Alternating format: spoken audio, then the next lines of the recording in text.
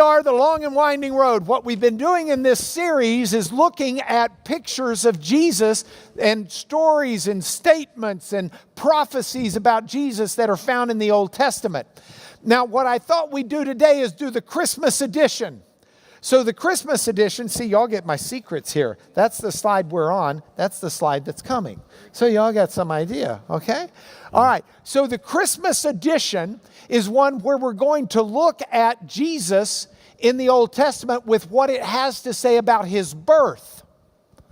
And so we've narrowed in our focus not simply on the life of Christ or the ministry of Christ or the purpose of Christ or the death, burial, and resurrection of Christ, but we're narrowing that focus this morning in on the actual birth and incarnation of Jesus. So I thought it appropriate to start out with a quote from Martin Luther. Now, Martin Luther, a scholar from 500 years ago who's credited with much of the Reformation movement within evangelical circles, Reformation circles. There was another Reformation movement as the Catholic Church internally reformed itself in many of the same ways. But Martin Luther was concerned because so many Christians didn't read the Old Testament. So many Christians thought the Old Testament's not really relevant. All we need to know is what the New Testament says. After all, we're looking for Jesus, and he's in the New Testament.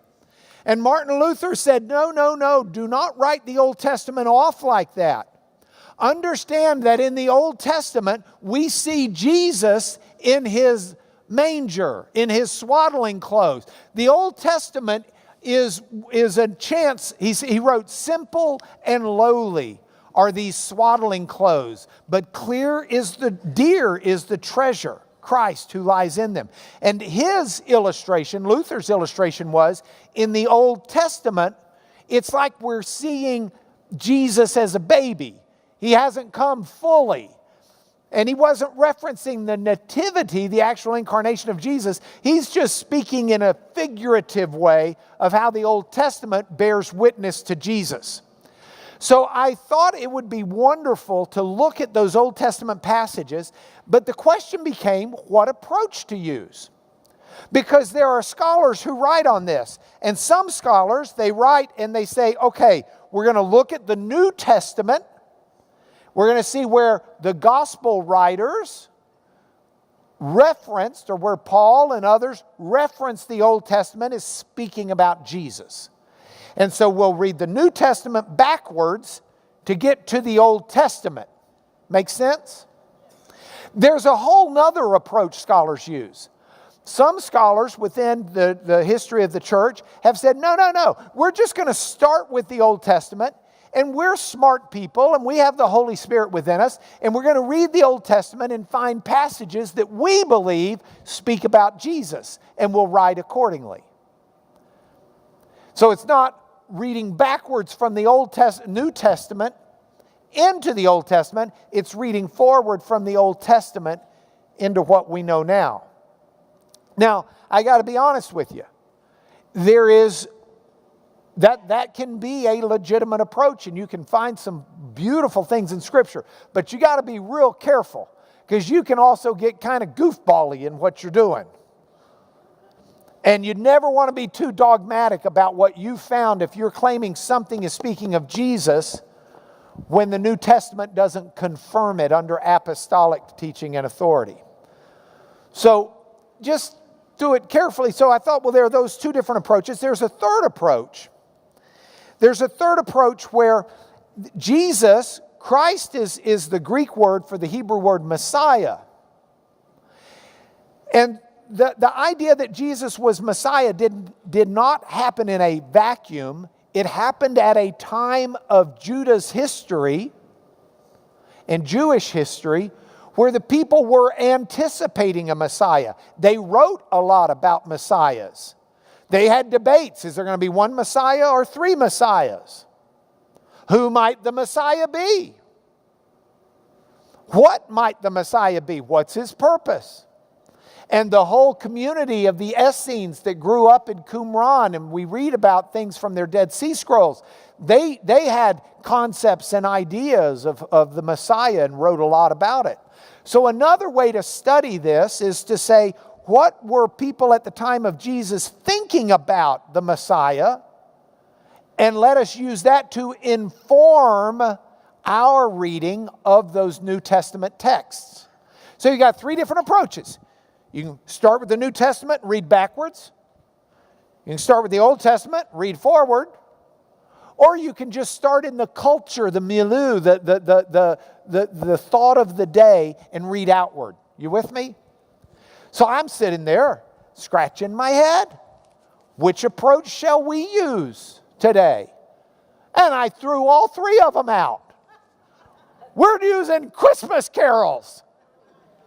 It just seemed appropriate. So here's the Old Testament on the incarnation through Christmas carols. And some of them we'll see are pretty good Christmas carols, and they nailed that Old Testament pretty well. Some of them you're going to sit there and go, where did that come from? Because it doesn't seem to fit so well. And some of them you're just going to say, okay? Let's fasten our seatbelts. This, by the way, is our choir this morning. Will y'all welcome our choir? Clark. Now, you're going to have to cut Clark some slack when he sings. He's a little tone deaf. No, Clark is an opera singer with an extraordinary voice. And when I asked him, I said, okay, call me out someone who'll come. He called out Bill. Bill and his wife, if we wanted the soprano, she always sits right there. Amazing marital couple. I asked them one time about their voices, and is that what drew them together? And they said no, they started dating and were interested in each other, and then by happenstance found out both of them sing like God intended. And then our own Brent Johnson, who has a penchant for song, and I cannot pass up a chance to have him up here as well. So we've got, that's not to say that he has anything less than a stellar voice, but, he ain't Clark. Okay, so let's get moving, okay? Let's start out with, what is a Christmas carol? I looked and looked and looked to find out what is a... Oh, now those of you who are too young to recognize Carol Burnett, shame on you. Funniest woman ever on TV. But that's not the Christmas carol I was thinking about.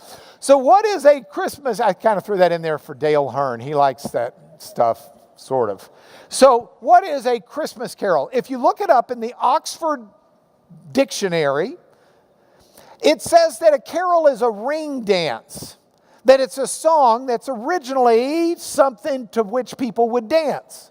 And I thought, well, that may be what they're saying today and all, but I want to go back further. So I went and found a 1920s book, the Oxford Book of Carols. And in the 1920s, the Oxford Book of Carols, it actually gives a lot of Christmas carols and other carols, and it tells you their history of the song, but it defines a carol. It says carols are songs with a religious impulse that are simple, hilarious, popular, and modern.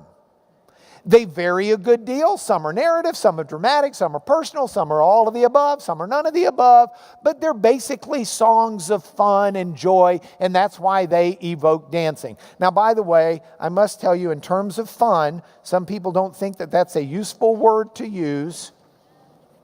I like it. I stick with it. Because I do believe that what we're about can be fun. But you have to know what the word means. Fun comes from a Middle English word, fun. And back in Middle English, it meant foolish. It's not on the screen? Oh, I was having a good time seeing it. Back in Middle English, this is the Middle English. Thank you all. Back in Middle English, the word meant foolish. And that's not what we're about here. But, oh, by the way, if you look for the word fun in the King James Bible, you won't find it. Do you know why? King James Bible, 1611. That's where fun meant foolish still. But by the time you get to 1710, by the 1700s, it's come to mean something different. I mean, just in my lifetime, the word gay has totally changed in meaning. Those things happen. I mean, when I was a kid growing up, gay meant in a happy mood. Today, gay is a word for sexual preference. And so you see changes in the way words are used. 7-Up can mean a drink, or it can be a score. 7-7. And you just see these things change over time. Well, by the 1700s, fun has come to mean amusing or enjoyable. And in that sense, amusing, by the way. Do you know why? We have this word fun, and if it's an adjective that we want to describe something, we take the word fun, and what do we make it? Funny. It's amusing. It's enjoyable. It's a joke. It's pleasurable. So this concept of fun, I think, is a very biblical concept. In fact, there's a Greek word that's used for the Hebrew word that talks about how we have hilarity in the Lord. It's translated generally joy, but it's the idea of fun. So I think it's appropriate for us to enjoy this with a degree of reverence. This is not foolish enjoyment. This is enjoyment with reverence. But as we look at these carols, let's go back to the PowerPoint, please. As we look at these carols, I think you can look for joy and maybe just a little bit of at least internal dancing. Because that's what a carol is. So let's look at a couple of carols and let's go through this. We're going to start with O Little Town of Bethlehem. Now, what I'd like to do is give you the scriptural basis for these. But even beyond the scriptural basis, we're going to talk about the songs for a little bit, and then our men's choir is going to do some singing for us, okay? First, we'll do the scriptural basis. This song comes from Micah.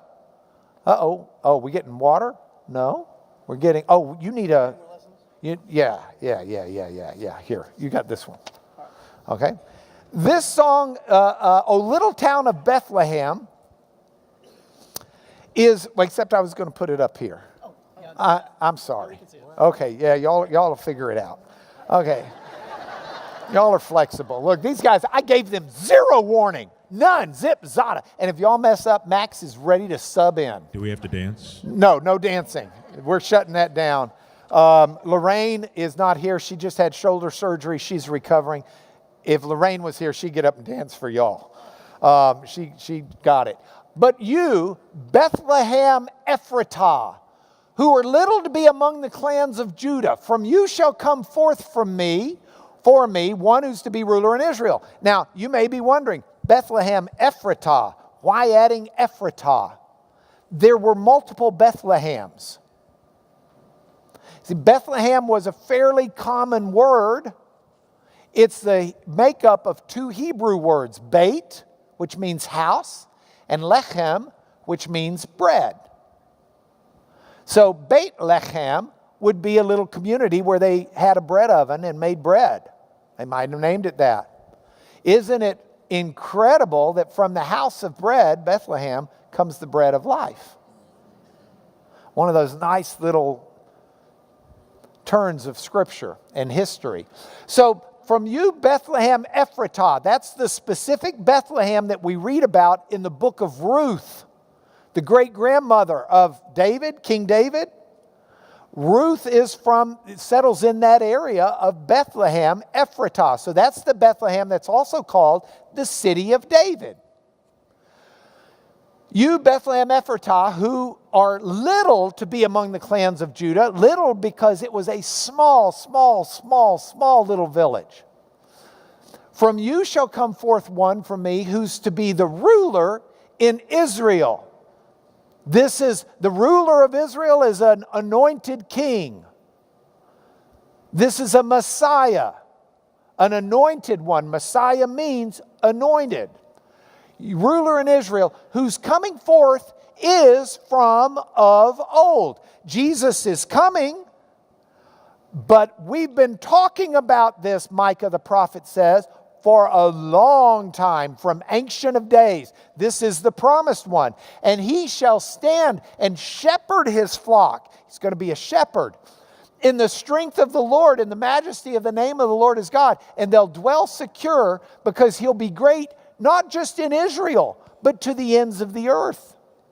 This is the Messiah that's coming. He shall be their peace. So within the framework of that, we've got that passage, and we know that the Bethlehem is the same one that's in Ruth. It's the same one, and we get to Luke chapter 2, verses 4 through 7. And Luke explains this in a passage that we all probably have heard.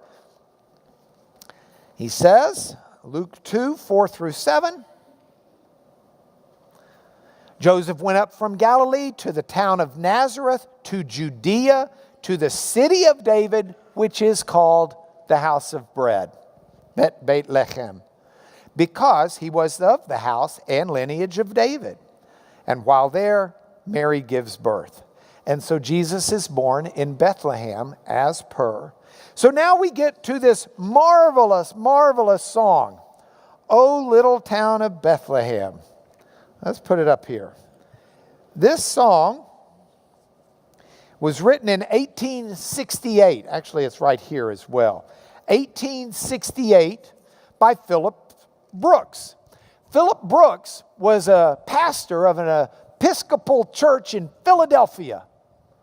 And he was writing a Christmas carol for Sunday school. That's what they used to call life groups. I can't get it out of my system. I still do. This is our Sunday school class. So this pastor is writing the Christmas carol. Well, they've got a worship pastor who does the music, right? So he tells them, he says, look, I got these lyrics, O Little Town of Bethlehem. I want you to write some music for it. Things are not vastly different 150 years ago. So the worship pastor says, okay. And then about midway through the week, the preacher says, hey, I want to hear it. How's the song coming along? Worship pastor says, you know, I hadn't had time to get to it yet. I've been working too hard on my Sunday school lesson I got to teach. But I'll get it done. Saturday night, it's not done yet. The worship pastor goes to sleep. He wakes up in the middle of the night with the melody in his head. And he gets up in the middle of the night and he writes it down. And so, O Little Town of Bethlehem is a melody that came to him in his sleep. It becomes a Christmas carol that gets published. Everybody likes it, etc. And then those people over in England do a left turn on us. They've got a different melody that they think fits it better. And unfortunately, I gave these guys the wrong melody. I gave them the melody by Ralph Vaughan Williams, who used an English folk melody in 1906. But the melody we know in the U.S., and I might add to our friends in England or continental Europe who may be watching this, we're right. The song was written here. Ours was by a guy named Louis Redner, who was the worship leader. And that's the melody we know.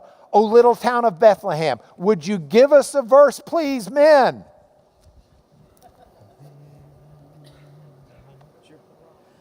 O little town of Bethlehem, how still we see thee lie.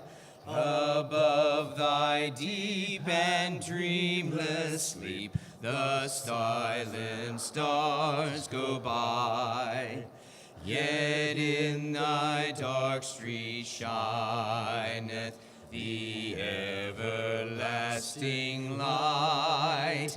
The hopes and fears of all the years are met in thee tonight. Thank you, guys. Woo! All right, get ready for your next one.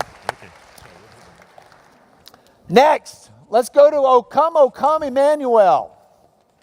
O come, Emmanuel, and ransom captive or rescue captive, depending on your version, Israel. This is a fantastic song that comes from Isaiah 7:14. Therefore the Lord himself will give you a sign. Behold, the virgin shall conceive and bear a son, and shall call his name Emmanuel. Immanuel in the Hebrew. It's a composite of two words. Immanuel means with us. The new ending is us. El means God. Immanuel, God with us. And that's what he's going to be called. That's his name. Doesn't mean his name like a label. Jesus, his birth certificate, they didn't have those things.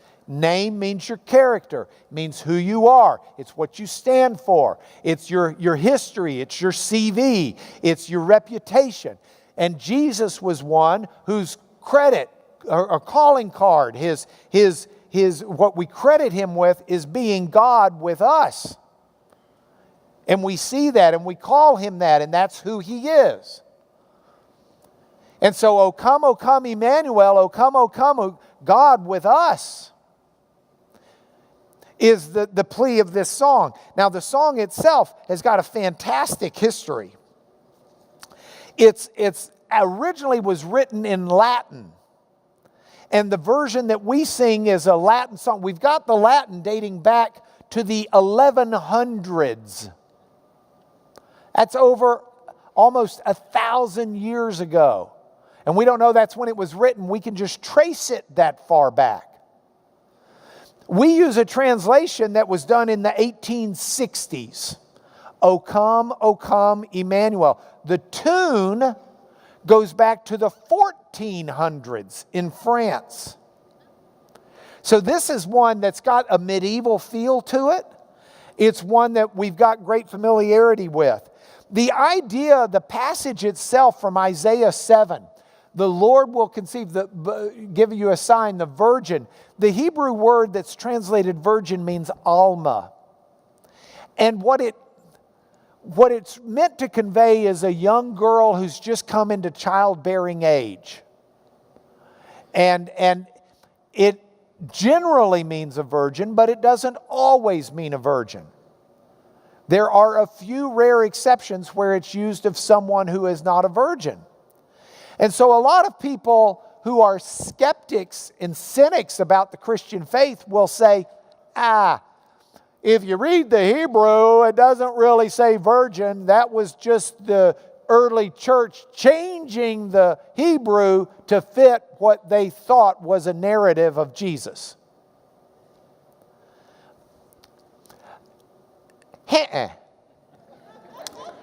I don't buy that. I do buy, I don't have, it's true, the Hebrew word doesn't have to mean virgin. It's not like Greek, which has parthenos, a word that means virgin. But if you read the Hebrew, it makes sense to some degree that there's something unique and special about the birth. The Lord will give you a sign. Now, you've again got to be careful. Old Testament prophecies are like a rock that's thrown into the water. Let's see if I can find got to remember to bring some more paper. If you throw a rock in a pond, this is the rock. Bam. It goes into the pond. Thank you. What happens after it hits the pond? You got a ripple. And then what happens from there? Another ripple. Another ripple. And the ripples spread out, right? Okay, that's the way prophecy in the Old Testament worked, and in the New Testament. There are different layers of fulfillments of prophecies. And so some prophecies have an immediate layer of fulfillment, but some of them also have a second and even a third layer of fulfillment that'll come later. And this is God in His efficiency, God in His wisdom, and this is the way it works. And it's a tremendous, tremendous thing to see. So here you've got, if we go back to the PowerPoint, we've got the Lord will give you a sign. The virgin shall conceive and bear a son. Now, this word virgin is not one that we are the first people to translate as virgin. About 200 years before Jesus was born, that's critical, before, right? Say it. Before Jesus was born, there were a number of Jewish scholars in Alexandria, Egypt, who had been commissioned by the largest library in the world in that day to translate the Old Testament scrolls into Greek, because so many people read Greek. So these Jewish scholars, 200 years before Jesus, got to this Hebrew word alma and chose to translate it with the Greek word parthenos, which means virgin. No debate, no doubt. So the Jewish scholars before Jesus understood this to mean virgin. And any rewriting of the idea of the word happened by people who want to try and remove it from the experience of Jesus, not help. All right, great song then. O come, Emmanuel, and ransom captive Israel that mourns in lonely exile here. The Messiah is being sent to redeem from slavery of sin Israel and the rest of the world. That's the appearance, and that's what we rejoice for. So guys, give us the first verse of O come, Emmanuel, a melody from the 1400s. O come, Emmanuel, and ransom captive Israel, that mourns in lonely exile here, until the Son of God appears. Rejoice, rejoice, Emmanuel shall come to thee, O Israel.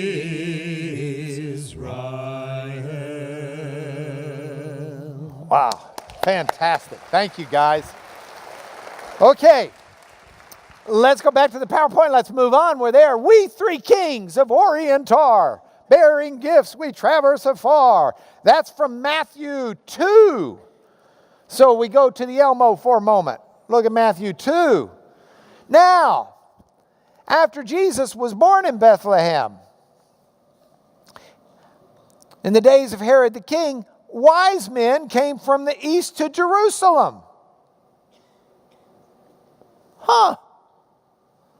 Wise men said, where is he who's been born king of the Jews? Hey, look what happens. They go and they get told, and then Herod wants to find out about it. So Herod gets the chief priests and the scribes, the smarts. And he says to them, scribes were the ones who were in charge of writing the scriptures and copying them. They would know their Bibles. Chief priests should know their Bibles. And he says, where's the Messiah supposed to be born? They said, in Bethlehem of Judea. It's written, and for you, Bethlehem Ephratah, that's in the land of Judah, are no means least among the rulers of Judah. From you shall come forth a ruler. And he quotes that Micah passage that we already looked at. The priests knew, the scribes knew, they knew where the Messiah was going to be born. But it was the wise men who went to see the Messiah, and the others just went home. That is still to me one of the saddest parts of Scripture that wakens me up. It's a point for home. I mean, I'll drive 15 minutes to see a cool nativity scene. These people had the real nativity scene. They knew where it was, and they didn't bother to go see it and worship the Lord. What a wasted opportunity. Anyway, So here you got it. Where are we three kings from Orient? Well, Orient, that's the east. But these are wise men, magi. We get the word magic from it, by the way. These are wise men. Doesn't say they're kings. And it doesn't say there are three of them. I mean, we might be singing it wrong. It might have been, we 7 non-kings from Orient are. So where does this song come from? Well, actually, in church history, they would tell you it comes from the Old Testament. But this is not from the New Testament reading backwards. This is from people who are reading the Old Testament forward and saying that this is talking about Jesus. And it's a prophecy about his birth. And so if we want to find that, we'll find it here. Let's put the Elmo up. We'll come back to the Elmo in just a minute. Head up there. That's there. There we are. These are our passages, Isaiah 60 and Genesis 26. So now we'll go to the Elmo and let's look at them. Isaiah 60 is a fascinating passage. Isaiah 60 verse 6. A multitude of camels will cover you. These young camels, those from Sheba shall come. Sheba is east. They will bring gold and frankincense and shall bring good news, the praises of the Lord. So in the early church, some people saw this and thought that's got to be prophetic about the wise men. And if you read earlier in this prophetic word on verse 3, it says, starting with verse 1, arise, shine, your light has come, the glory of the Lord is risen upon you. The star, the church saw as the light that's arisen and shined. Now darkness covers the earth, and thick darkness the peoples. But the Lord will arise upon you, and his glory will be seen upon you, and nations shall come to your light, and kings to the brightness of your rising. And so kings coming to the brightness of the rising star over Bethlehem is what the early church used to believe that these were kings. So we three kings, we get the kings from that. Now where do we get three from? Genesis 26. So there was in Alexandria a school of theology in the 200-300 range. That was really prominent, Alexandria, Egypt. That's the place that had the largest library in the world. And the school of theology was very popular for a theologian named Origen, O-R-E-G-E-N. And he was the head of the school of theology. And one of the things that school taught is that you can read the Old Testament literally, like events that happened, and that's fine. They are events that happen. But if you really have insight, you'll see that God layered into the Old Testament allegorical stories about Jesus. And so these guys are steeped in reading from the Old Testament into their theology and understanding about Jesus. And some of it is pretty good stuff. Some of it to me looks kind of hawky-jawed. That's a Lubbock term. I'm sure you've got it or something close to it. This one looks a little hawky-jawed to me. But correctly, I believe, Origen recognized that Isaac is often an Old Testament picture image of Jesus. You know, Abraham was told to sacrifice him on the same mountain where Jesus is sacrificed. It's the son of Abraham sacrificed. God will provide the real sacrifice. They stopped that. But he's seen properly so as an image of Jesus in the Old Testament. But that doesn't mean you can take all of the details and mesh them out necessarily, which Origen tries to do. Specifically here in Genesis 26, Origen's got this. Abimelech went to Isaac with Ahuzath, his advisor, and Philco, the commander of his army. And Isaac said, why have you come to me since you hate me? They said, because we want peace with you. 3. So Origen said these are the 3 wise men that came to see Jesus. And that's what this is an allegorical promise about. So now we've got kings from Isaiah. We've got 3 from Origen and Alexandria, Egypt, out of this Genesis story. And so we get to this song, We 3 Kings of Orient are. Now, this was also written in the mid-1800s. That was a 1850, 1860, a real popular time. This was written, I believe, in Philadelphia as well, if I'm not mistaken. But here it is. It's got 5 verses. Let me put it up on the Elmo for you. We 3 Kings. It's got 5 verses. Let me tell you why. The first verse is to be sung by everyone. The 5th verse is to be sung by everyone. And then you have 3 verses to be sung by 3 different men, each one a king. And so you've got king number 1, king number 2, and king number 3. Now, I wonder where we could find 3 men who would each be willing to sing a solo without me asking them ahead of time and them thinking they're singing as part of a men's group. Here's my suggestion. This song is written, and it's got the lyrics to the 2 verses, to each of the verses, and then it's got a chorus. Star of wonder, star of night, star with royal beauty bright, westward leading, still proceeding, guide us to thy perfect light. So I think what we ought to do is do this the way it was written to be done. So we will all sing verse 1, but we're going to wait. If we do it through the chorus, it'll take the rest of the class. We won't have time to get to other stuff. So we're going to all sing verse 1, just the first 2 lines.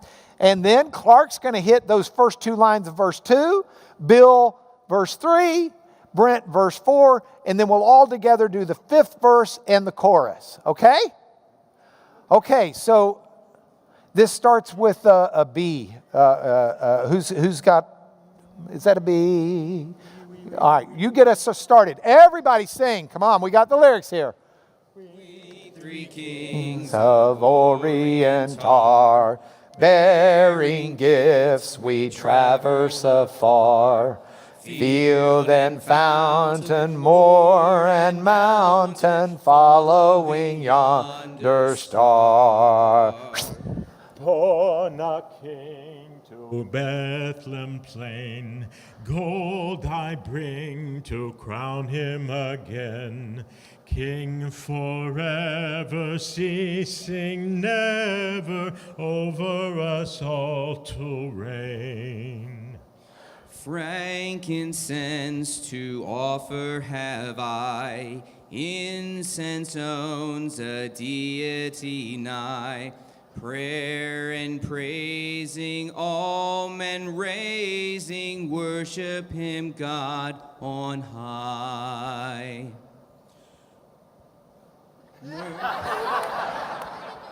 Myrrh is mine, its bitter perfume. Breathe a life of gathering gloom. Sorrowing, sighing, bleeding, dying, sealed in the stone-cold tomb. Everybody. Glorious now, behold him arise, King and God and sacrifice. Alleluia, alleluia, earth to heaven replies. Oh, star of wonder, star of night, star with royal beauty bright, westward leading, still proceeding, guide us to thy perfect light. Woo! Thanks, guys. All right. Yep. So do you see how the song is broken out to be the three kings? Everybody sings the first verse. The second verse, you've got gold. Second fella brings frankincense. Third fella brings myrrh. And those are your three verses. By the way, some people say that's another way you know there are three kings, is they each only bring one gift. I'm thinking, you hadn't been to Christmas at our house. That's not necessarily the key. But anyway, it fits well. 3 men, 3 gifts, 3 kings perhaps, all the rest. All right, if we go back, we've got to talk about one of my favorites. Good King Wenceslas. Good King Wenceslas looked down on the feast of Stephen when the snow lay round about crisp and clean and even or something like that. I don't know exactly. But I can tell you this, Wenceslas was proclaimed king afterwards. He was like a Duke of Bavaria in the 900s. And so stories of his, if you go to Prague, Czechoslovakia, you can go to Wenceslas Square and see a statue of good King Wenceslas on a horse. So this song gets written and it's really about a king, duke, whatever, who on Boxing Day, that's December 26th, also known as the Feast of Stephen, who was a Christian martyr in Acts 6 and 7. On Boxing Day, the day after Christmas, Wenceslas goes out in the snow, and it's deep, and it's dark at night, and he goes to feed some homeless people. Really a cool thing to do. His page is accompanying him, and his page is having to step in the same footprints because the snow's so deep and the page is not so confident. And that's the song. Now, the thing is, a song about good King Wenceslas has got to have a melody. And so the fellow who wrote it grabbed as his melody an old medieval song that dates from the 1200s. Tempus adest floridum. If you look up here, you'll see the big capital T and then the rest of impus. Adest floridum, surgunt. When you wrote an S in the beginning or the middle of a word back then, it looks more like an F to us. You know, our S's, we shortened the top and we moved up the bottom and scrunched it up. Surgent namque flores. By the way, S at the end of the words, the way we write them now, if the S is at the end. So what does that mean? Tempus, time, adest is near, floridum, bringing forth a flower. This was a springtime song that talked about flowers are coming. I really like it. And I looked it up in the Oxford Book of Carols in 1928. They don't like it. Here's what they had to say. Oxford Book of Carols. I should have brought the real book. It says, this rather confused narrative owes its popularity to the delightful tune, which is that of a spring carol, Tempus adest floridum, Latin for bloom time has come. Unfortunately, Neil, that's the guy who wrote this song in 1853, substituted for this spring carol, this good King Wenceslas, one of his less happy pieces. It's poor and commonplace to the last degree. This would read so much better if we had a good British accent. It's poor and commonplace to the last degree. The time has not yet come for a comprehensive book to discard it, but we reprint the tune not without hope that with the present wealth of carols for Christmas, good King Wenceslas may gradually pass into disuse, and the tune be restored to springtime. Guys, can you give us one dancing chorus? Do you know this song? Oh, yeah. Okay, give us a dancing chorus of good King Wenceslas. Good King Wenceslas looked out on the feast of Stephen, when the snow lay round about, deep and crisp and even. Brightly shone the moon that night, though the frost was cruel, when the poor men came in sight, gathering winter fuel. Yeah. And really, that song is popular because of the melody. I mean, come on, who's really reading it for the lyrics? Okay, so Tempus Addis Floridum. I tried to find some passages in the Old Testament that are at least relevant. How about love your neighbor as yourself and the martyrdom of Stephen out of Acts? But let's close with joy to the world. And this will be my Christmas wish to y'all. Again, we don't have any more class this year, but come January, we're going to bear down hard and finish up on our series of Jesus in the Old Testament. Joy to the world. It comes from Psalm 98. Isaac Watts wrote it. Make a joyful noise to the Lord, all the earth. Joy to the world, the Lord is come. Let earth receive her King. Let the rivers clap their hands. Heaven and nature sing. Let the hills sing for joy together. He rules the world. He comes to judge the earth. He'll judge the world with righteousness, with truth and grace, and makes the nations prove. You see how the lyrics come from that? So here's the twist on it. Isaac Watts did not write it about Christmas. He wrote it about the second coming of Jesus. So if you look at the lyrics in that sense, let's put them up here. The second coming of Jesus, joy to the world, the Lord is come, let earth receive her King. Let every heart prepare him room, and heaven and nature sing.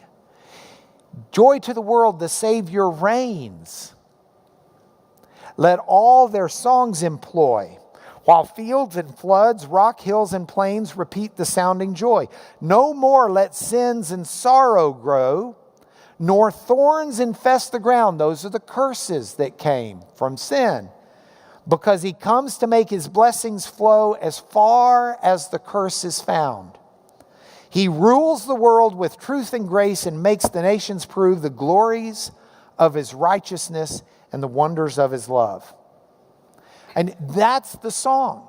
The song is one written about the second coming, but it works so well for Christmas that it's become the most popular Christmas song of all time. And that makes sense because the first coming of Jesus is the end of days that finishes with his second coming. And those two are tied together. He says, I will come again. And the miracle of the virgin birth is simply a foretaste of the miracle of the resurrected Jesus, who miraculously is reborn after his death in his resurrection, and comes to bring that rebirth to all of us and to judge the world and to finish setting aright what he did on the cross. If you have the nativity scene and you don't have Jesus' death, burial, and resurrection and second coming, you got nothing that's going to stir joy in your heart. Oh, let me sing for joy. Jesus came and I'm going to hell. But he not only came, he died for my sins. He's a just and righteous God who was resurrected in power and is going to come again to take me home. So, I love you guys. I wish you a very Merry Christmas, but would you all stand? And our benediction is these men are going to lead us in joy to the world, the Lord is come. Joy to the world, the Lord is come. Let earth receive her King. Let every heart prepare him room. And heaven and nature And heaven and nature sing, and heaven and nature sing, and heaven and nature sing. Come on, no, we can't quit there. Yeah. You want to do a little bit? You Yeah, asked the why don't bass you? to lead Yeah, us. yeah. I'm sorry, there, bass. Joy to the world. Yeah.